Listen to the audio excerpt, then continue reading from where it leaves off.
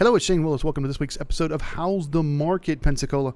I hope everybody's staying safe. I know our area is not being battered by Dorian, but I have to admit that's probably the biggest storm I've ever seen. I don't know that I've seen a Cat 5 get that strong, and I'm feeling horrible for the Bahamas. That's going to be a lot of destruction. There's going to be a lot of help there. So I hope if you're listening to this on the east coast of Florida or all up and down the eastern seaboard, that thing is a monster. Stay safe. Just try and stay safe. If they say evacuate. Get out of there. If you're local Floridians, normally about a Cat 3, I'm leaving. And that thing is just a monster. So let's try and stay safe. But let's not talk about hurricanes right now, not on this video. Instead, let's talk about real estate. Let's go. My mission is to help people break through all the noise out there and don't need no permission. I want to help you get to actual truth. Don't you just want the truth? All right, so here we go. As we do every week, I want to go over these numbers just so you can get a good baseline. If we have between 6 and 7 months worth of inventory, it's considered a neutral market in real estate. If you have greater than 7 months worth of inventory, it's considered a buyer's market. Less than 6 months worth of inventory is a seller's market. What the slide doesn't show, less than 3 months is considered a hyper sellers, greater than 9 is considered a hyper buyers. So let's see where we are. We'll start in Santa Rosa County. And if you look, there is zero blue.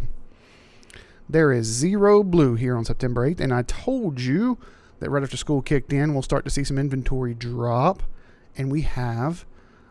We've also got a huge hyper buyers market. You look at it in Santa Rosa County right now, anything under $500,000 is considered a hyper seller, not buyers, hyper sellers market.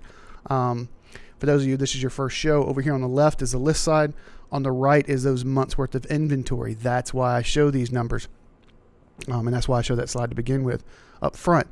500 to 550 is 7.1. So theoretically that should be blue, but a lot of times this report shows it as yellow.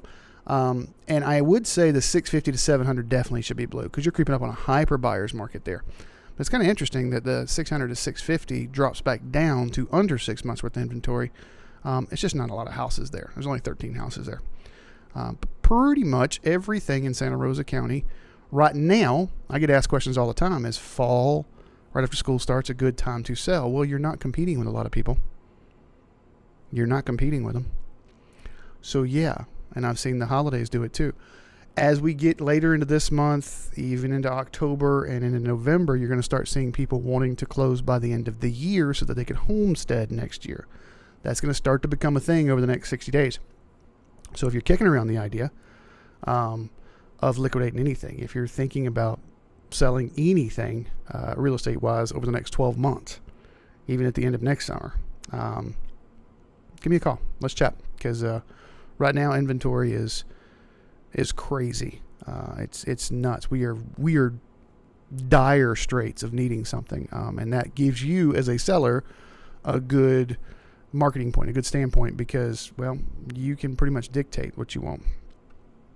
If you look at this, the 150 to 200, your list to sale ratio is almost 100%. You're getting pretty much what you're asking.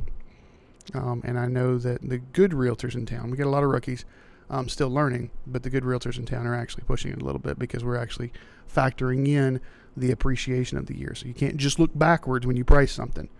There's a lot of people who do that. They do what they call a broker price opinion or an appraisal, a snapshot. But even when you do that, you've got to factor in appreciation because if the last sold was 5 months ago, well, if we're seeing appreciation, which we are, you can see it just in these numbers here, then you got to factor 5 more months worth of appreciation and push that up a little. And that's easy to talk to an appraiser about as well. So that's Santa Rosa County. Let's take a glance over here on this September 8th at Escambia County. You look, we got some blue here. So that's kind of interesting. But anything under 300,000, hyper sellers. And I would even say anything under 350,000 is a hyper sellers. I got some clients looking in these areas. And it's tough. There is some properties out there, but my goodness, the ratios are a little high. And when I say ratios, I mean this. It's like 98%, 99%. And what that means is that's what they're sold, what they list versus what they sold for. It's funny, this one's a little lower, but it's just there's not much there. So anything under 450, considered a seller's market. But that 450 to 500, this one's fascinating to me this week, is because you've got a seller's market here and what one could argue is a buyer's market there, and it's within a $50,000 blip of each other.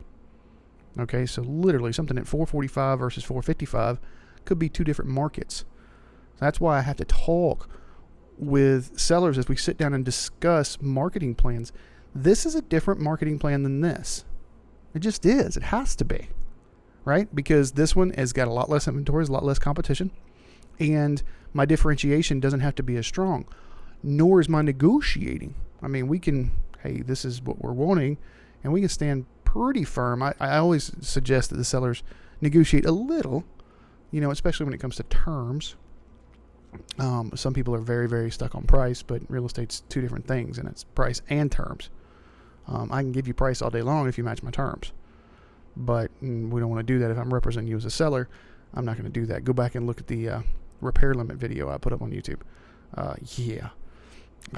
That is, anyways, we're not going to go there on this week. So I would venture to say that 450 to 550 is they've got it as a neutral, but I would say this is buyers. I think about the only neutral market we're going to see is probably the 6 to 650, because 550 to 600 is almost a hyper buyers. And then of course, as you get above 650, you got a year and a half inventory, and 700 is right at a year's inventory. So yeah, well, that's this week's video.